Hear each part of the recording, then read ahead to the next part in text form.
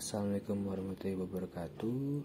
Perkenalkan, nama saya Bintang Sulistiwibowo yang bernomor NIM 2892150293. Saya berasal dari Prodi Manajemen Malam B1. Kali ini saya akan melakukan podcast untuk memenuhi tugas ulangan akhir semester pengantar ekonomi makro. Nah, kali ini saya akan membahas tema yaitu terancamnya perekonomian dunia tahun 2023 khususnya di Indonesia, atau lebih sering kita dengar yaitu resesi tahun 2023. Nah, sebelum kita lanjut pembahasannya, kita harus mengetahui dulu apa itu resesi. Pengertian singkatnya, resesi adalah sebuah istilah yang digunakan untuk menggambarkan keadaan di mana perputaran ekonomi suatu negara berubah menjadi lambat atau buruk. Kita sudah sering mendengar resesi tahun 2023. Resesi tahun 2023 dari awal 2022 sampai pertengahan 2022 hingga sekarang isu itu semakin menyebar. Itu dikarenakan inflasi yang tinggi. Bank sentral di berbagai negara menaikkan suku bunga dengan agresif. Dua faktor tersebut menjadi duet maut yang membawa dunia ke resesi. Nah, inflasi membuat daya beli masyarakat menurun, sedangkan suku bunga tinggi membuat ekspansi dunia usaha terhambat, begitu juga dengan belanja rumah tangga. Resesi pun menjadi keniscayaan. Pasar finansial sudah merespon risiko tersebut. Bursa saham Amerika Serikat sebagai kiblat bursa saham dunia rontok. Bursa saham lainnya pun ikut menyusul. Di sisi lain, indeks dolar AS meroket hingga menyentuh level tertinggi dalam 20 tahun terakhir. Seperti diketahui, dolar AS merupakan aset safe haven. Ketika risiko resesi semakin nyata, maka daya tariknya semakin meningkat. Resesi itu ada beberapa jenis resesi yang pernah terjadi, sebagaimana dirangkum oleh Economic Health. Yang pertama adalah boom dan bust recession. Resesi jenis ini terjadi ketika suatu negara mengalami economic boom. Pertumbuhan ekonominya melesat di atas pertumbuhan rata-rata. Kenaikan tersebut memicu tingginya inflasi dan defisit transaksi berjalan. Pertumbuhan ekonominya pun cenderung tidak berkelanjutan. Ketika inflasi menanjak, maka bank sentral akan menaikkan suku bunga. Dengan suku bunga yang tinggi, belanja rumah tangga akan direm dan cenderung melakukan saving.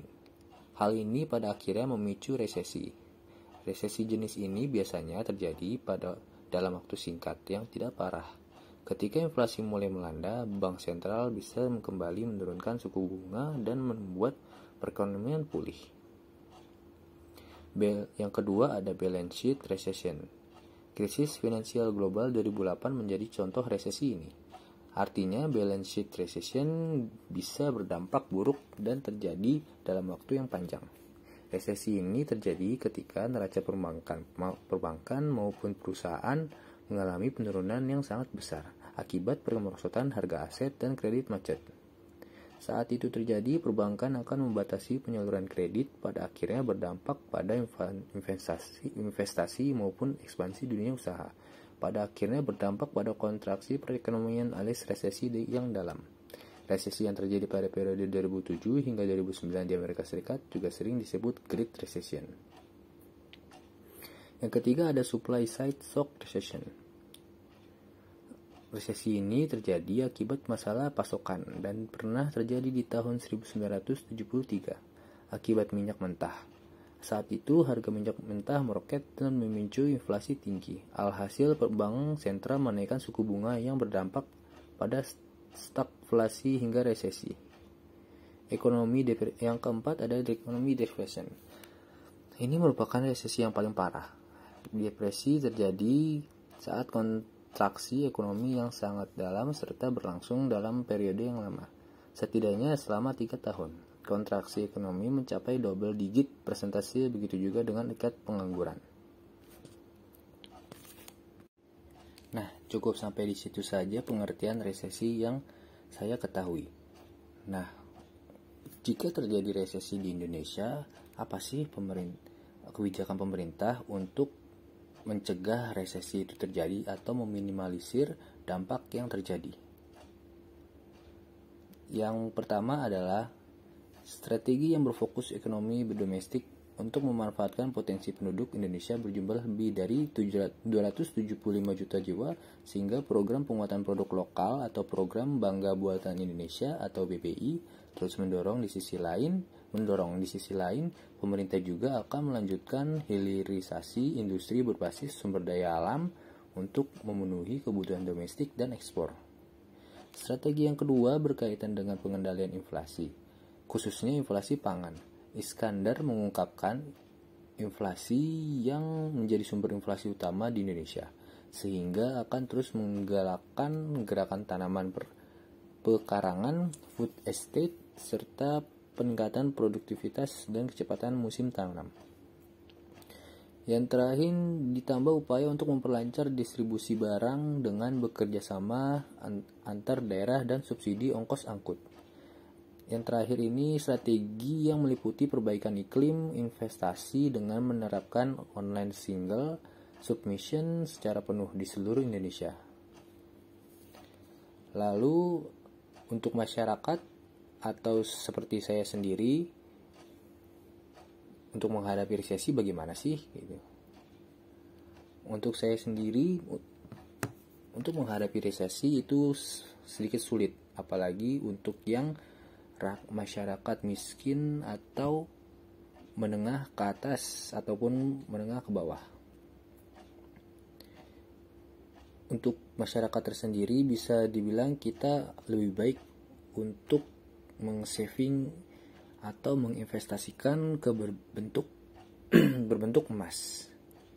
Untuk saving uang itu sepertinya agak sulit untuk masyarakat menengah ke bawah sampai masyarakat miskin, karena untuk orang-orang top di atas atau orang-orang kaya yang awalnya uang sampai 4 miliar, jika resesi terjadi dan suku bunga naik, mungkin bisa nilai uang akan turun. Bisa turun sampai 50%. Maka untuk saving uang pun itu juga akan sulit. Lebih baik mungkin kita akan lebih baik untuk menginvestasikan uang kita ke emas. Dan untuk yang paling terbaiknya, kita harus melakukan investasi ke diri kita sendiri. Jika kita menginvestasikan ke diri kita sendiri dengan belajar, dengan olahraga, dengan menjaga kesehatan, dengan bekerja keras, kita tidak akan khawatir jika ada suatu resesi, karena kita punya nilai diri kita sendiri di diri kita. Jika kita menginvestasikan ke diri kita sudah mempunyai banyak ilmu, banyak pengalaman, maka kita dapat diterima oleh masyarakat-masyarakat yang membutuhkan jasa kita. Karena di resesi ini kemungkinan besar akan terjadinya PHK besar-besaran. Oleh karena itu, mungkin dari setiap perusahaan akan membutuhkan orang-orang yang jauh lebih berpengalaman dan lebih bekerja keras. Dan maka dari itu, menurut saya lebih baik kita melakukan investasi ke diri kita sendiri. Nah, cukup sekian pembahasan saya untuk resesi 2023 ini. Mohon maaf jika ada salah-salah kata dan mohon maaf jika ada kekurangan. Wassalamualaikum warahmatullahi wabarakatuh.